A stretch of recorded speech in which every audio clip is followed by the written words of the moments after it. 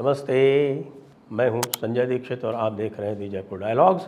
इस वीडियो को लाइक करें, शेयर करें, चैनल को सब्सक्राइब करके बेल आइकॉन अवश्य दबाएं और साथ में हमें आप पत्रम पुष्पम के साथ आर्थिक सहायता भी करें। माई लॉर्ड्स को बड़ा धक्का लगा होगा। माई लॉर्ड्स को धक्का क्यों लगा होगा? क्योंकि हमारे यहाँ माई लॉर्ड्स जो हैं, स्पेशली जो सबसे बड़े माई लॉर्ड्स हैं, वो अमेरिका का उदाहरण देते हुए नहीं थकते हैं। यहाँ तक कि भारतीय निर्णयों में भी वो बार बार अमेरिका का उदाहरण ले आते हैं, उनकी नज़ीरें ले आते हैं, उनकी साइटेशंस ले आते हैं। लेकिन अभी अभी अमेरिकन सुप्रीम कोर्ट ने 3 ऐसे धमाकेदार निर्णय लिए हैं कि हमारे माई लॉर्ड्स को इनके बारे में सोचना चाहिए और उनका जो लॉजिक उन्होंने दिया है उसके बारे में सोच के यहाँ पर भी उसकी नकल कर लेनी चाहिए। क्योंकि वैसे तो हार्वर्ड की नकल करते रहते हैं, अमेरिका की और तरह से नकल करते रहते हैं, पश्चिम की नकल करते रहते हैं, LGBTQ चलाते रहते हैं। लेकिन अभी अभी सुप्रीम कोर्ट ने LGBTQ पर निर्णय दे दिया है भाई। Supreme court of the United states ने ये निर्णय दे दिया है कि भैया ये जो LGBTQ वाला मामला है ना, उसका पालन करने के लिए दूसरे लोग विवश नहीं हैं। LGBTQ अपने आप अपने मामले में कुछ भी करें, दूसरों के ऊपर नहीं अपने आप को थोप सकते। यानी कि हुआ ये कि साहब की कोलोराडो, एक वहाँ का जो वो प्रदेश है, उसमें एक नियम बना दिया गया कि साहब जो कुछ भी आप करेंगे, अब वो एक स्टूडियो था और वो अलग अलग लोगों के लिए अलग अलग डिजिटल प्रिंट्स बनाता था और उस प्रिंट्स में ये कहा गया कि नहीं, आप आवश्यक रूप से LGBTQ के भी प्रिंट बनाएंगे। बड़ी मज़े की बात है भाई। तो LGBTQ के उसने कहा हम नहीं बनाएंगे, हम तो क्रिश्चियंस हैं, हमारी जो आस्था है वो हमको इसका आदेश नहीं देती। तो सुप्रीम कोर्ट ने इसको मान लिया कि जी हाँ, फ्रीडम ऑफ एक्सप्रेशन का मतलब यही नहीं है कि आप जो कहना चाहते हैं वो आप कह सकते हैं। फ्रीडम ऑफ एक्सप्रेशन का मतलब ये भी है कि जो आप न कहना चाहें वो आपको अधिकार है, या आप जो न कहना चाहें, जो आप न करना चाहें, वह भी आपको न करने का, न कहने का अधिकार है। आजकल वहाँ पर पूरे एक हम कह सकते हैं कि महामारी छाई हुई है और इस महामारी के पीछे लोग कह रहे हैं कि बराक ओबामा का हाथ है। तो बराक ओबामा जो है वो पीछे से इन चीज़ों को हवा दे रहा है। खैर, ये तो एक निर्णय हुआ भाई, लेकिन जो दूसरे जो 2 निर्णय हैं supreme court of the United states के, वो तो और भी ख़तरनाक हैं। जी हाँ, आपको ध्यान होगा हमने असरा नोमानी के साथ में एक वीडियो किया था, एक टॉक किया था, और उसमें ये बात आई थी कि भाई एक वहाँ पर फॉर्मूला बना लिया गया है जिसको वो कहते हैं एफर्मेटिव एक्शन, और वो जो जितने भी बड़े आईवी लीग के जो कॉलेजेस यूनिवर्सिटीज़ हैं उसमें वो उसका उपयोग करते हैं, विशेषकर साइंस स्ट्रीम में। क्योंकि वो कहते हैं कि जो लोग अंडर प्रिविलेज्ड हैं, जो कलर के लोग हैं, जो नॉन वाइट हैं, वो शोषित हैं। वो एक जिसको हम बोलते हैं ना लिबरल डॉगमा, एक अंधविश्वास, लिबरल अंधविश्वास है, उसको वो लागू करके, और वो ये कहते हैं कि भाई जो डिप्राइव्ड लोग होंगे उनको स्पेशल मार्क्स दिए जाएंगे, उनको स्पेशल प्रिविलेज दी जाएगी, और उस हिसाब से जो सारा का सारा जो सिलेक्शन होगा वो इस तरह से होगा। जैसे हार्वर्ड है, हार्वर्ड में 75% सीटें तो गोरों के लिए रिजर्व्ड है, और जो बाकी 25 है गोरे मतलब अमेरिकन गोरों के लिए, और जो बाकी 25% बचती हैं उसमें उन्होंने ये सिस्टम लगा दिया। और उस सिस्टम का लाभ किसको हो रहा है? जो नॉन एशियंस हैं, क्योंकि एशियंस को उन्होंने प्रिविलेज्ड में मान लिया। यानी कि एक तरफ तो रेस की बात करते हैं, एशियन मतलब विशेषकर भारतीय, वो वहाँ पर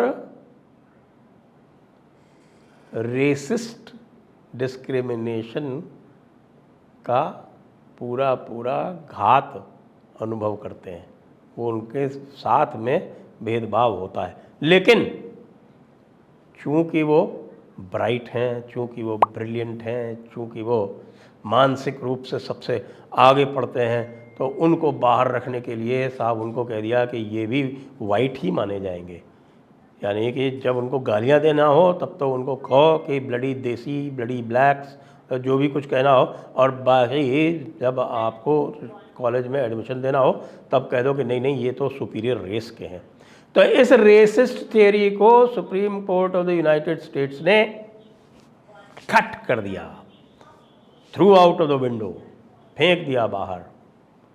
अब आप सोच सकते हैं कि हमारे जो महान माई लॉर्ड्स हैं वो क्या करेंगे, क्योंकि माई लॉर्ड्स ने ये सारी की सारी थियरी जो है वो एक लिबरल डॉगमा जो इन्होंने इस्टेब्लिश किया, एक 1900 मेरे ख्याल से 76 का निर्णय है, एन.एम. टॉमस वाला, 7 जज की बेंच वाला, उसमें इन्होंने ये इस्टेब्लिश कर दिया कि नहीं साहब कुछ लोग जो हैं वो जन्म से अंडर प्रिविलेज्ड हैं।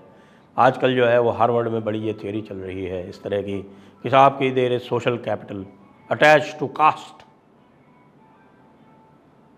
अब इसकी जो फाउंडेशन है वो तो अब अमेरिकन सुप्रीम कोर्ट ने उड़ा दी। अब आप क्या करोगे जब वो आप जो है वो सूरज एंगड़े की थियरी लेके और कास्ट को बनाते हो कि साहब की कास्ट के बेसिस पे जो कुछ भी सुविधाएं दी जाती हैं आईएएस अधिकारियों के बच्चों को भी, बड़े बड़े नेताओं के बच्चों को भी, जो पूरी तरह से प्रिविलेज्ड हैं, वो सारा का सारा कॉर्नर कर ले जाते हैं। इसी को अगर आप इकोनॉमिक बेसिस पे कर दे तो वास्तव में जो अंडर प्रिविलेज्ड हैं उनको लाभ मिल सकता है, लेकिन नहीं। अब एफर्मेटिव एक्शन को तो उड़ा दिया supreme court of the United states ने। अब हमारे भारतीय माई लॉर्ड्स क्या करेंगे? क्या वो अभी भी इसी लिबरल डॉगमा को, जिसके अनुसार ये कहा जाता है कि साहब कि नहीं कि भारत में जो सारा का सारा जो कार्यक्रम हुआ वो कास्ट ऑपरेशन की वजह से है, जबकि सब जानते हैं कि जिनको कहा जा रहा है कि साहब कि ब्राह्मण बहुत प्रिविलेज थे, सब जानते हैं कि उनसे ज़्यादा अंडर प्रिविलेज्ड कोई नहीं था। भौतिक सुख सुविधाओं के संबंध में समाज ने उनको भौतिक सुख सुविधाओं से वंचित रखा था, भौतिक अधिकारों से वंचित रखा था, उनको आदर सम्मान बहुत दिया था, लेकिन उनको हाथ में पैसा और तलवार कभी नहीं दी थी। लेकिन नहीं, उसको नहीं मानेंगे, मनुस्मृति का झूठा प्रचार करेंगे और फिर कहेंगे कि साहब की एफर्मेटिव एक्शन उनको मिलना चाहिए जो 4 जनरेशन से आईएएस आईपीएस में जो है उनके बच्चों को भी रिजर्वेशन मिलता है यहाँ भारत में। तो भाई माई लॉर्ड्स जो हैं वो ध्यान दें थोड़ा इसके ऊपर। क्या आप जो जिनको बहुत आदर से देखते हैं, यानी supreme court of the United states ने, उसने इस एफर्मेटिव एक्शन के बारे में क्या लिखा है, उस निर्णय को थोड़ा डिटेल में पढ़ें, थोड़ा विस्तार से पढ़ें, और उसको भारत में कैसे लागू करना है उसके बारे में भी विचार करें। अब तीसरा जो है वो और भी ख़तरनाक है। आप देख रहे हैं ना कि हमारे यहाँ फ्रीबीज का कितना मामला चल रहा है। तो जो अमेरिका की जो डेमोक्रेटिक पार्टी है ना, वो फ्रीबीज में वो कभी किसी से भी पीछे नहीं है। उन्होंने पूरे के पूरे स्टूडेंट लोन्स थे वो माफ़ करने का फ़ैसला कर लिया, और उसके चक्कर में आप ये देखिए जो मिड टर्म इलेक्शन हुए उसमें उनको बहुत फ़ायदा भी हो गया। लेकिन supreme court of the United states ने कह दिया कि नो, आप इस तरह से फ्रीबीज नहीं दे सकते। ये यूनाइटेड स्टेट्स के कॉन्स्टिट्यूशन में जो इक्वालिटी का प्रावधान है उसका पूरी तरह से उल्लंघन है। अब जरा सोचिए, हमारे यहाँ भी ये फ्रीबी की डिबेट चल रही है बहुत। हमारे जो नेतागण हैं वो तो सोचते हैं कि साहब कि बस वोट खरीदना है किसी भी तरह से, चाहे देश का कुछ हो चाहे प्रदेश का कुछ हो। अभी आपको पता है ये कर्नाटका में 5 गारंटी वाला मामला लेके जिसका 50-55 हज़ार करोड़ जिसका टोटल इम्पैक्ट आ रहा है, उसको वहाँ पर लागू कर रहे हैं, और पूरा का पूरा ट्रांसपोर्ट सिस्टम ध्वस्त कर दिया उन्होंने इस चक्कर में। और आप पूरा का पूरा जो फाइनेंसेस हैं कर्नाटका के वो ध्वस्त किए दे रहे हैं। लेकिन फ्रीबीज देनी है, और ये कंपटीशन जो है, ये प्रतिस्पर्धा जो है बढ़ती जा रही है। कांग्रेस देगी तो भाई प्रतिस्पर्धा में तो भारतीय जनता पार्टी को भी कुछ करना पड़ेगा। और हमारे जो लोग हैं उनको बड़ा मज़ा आता है फ्रीबी में। केजरीवाल जी ने यह कार्यक्रम आरंभ किया था, उसकी सफलता को देखते हुए बाकी सारे के सारे इसके पीछे पड़े हुए। तब इस फ्रीबीज वाले कल्चर पर भी लोगों को ध्यान देना चाहिए कि supreme court of the United states ने क्या कहा है। उड़ा दिया सारे स्टूडेंट लोन्स को। बाइडेन साहब जो है बहुत परेशान हैं, लेकिन बाइडेन साहब के साथ साथ मुझे लगता है कि यहाँ के लोगों को भी परेशान होना चाहिए, क्योंकि हमारे जो माइलॉर्ड्स हैं वो तो अमेरिका के हिसाब से चलने लगे हैं ना आजकल। वो तो अपनी स्वतंत्र सत्ता, अपने स्वतंत्र मानसिक अवस्था मानते ही नहीं है ना।